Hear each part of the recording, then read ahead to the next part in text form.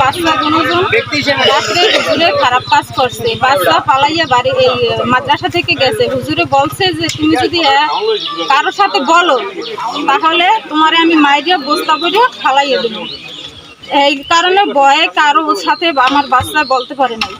বাড়ি গেছে যাইয়া বহুত কান্নাকাটি করছে আমার বাচ্চায়। আমি মারছি, মারার পর আমার পাশের বাড়ির লোকাইয়া কয় কি হয়েছে বাবা, কি হয়েছে?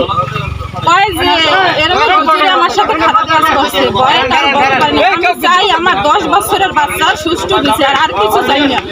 আইনের কাছে এটুই আমার আবেদন, আমি চাই সুষ্ঠু বিচার। যদি সুষ্ঠু বিচার না হয় তাহলে দুনিয়াতে আর কোনো মাদ্রাসায় আর কোনো বাবা মা তাদের সন্তান আর মাদ্রাসায় পড়ানোর মতো কোনো ক্ষমতা থাকবে না।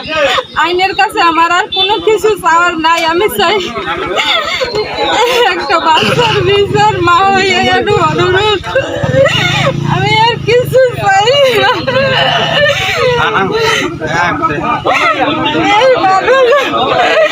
আমার আর সামলানোর মতো কিছু নাই। আমার ছোট একটা বাচ্চা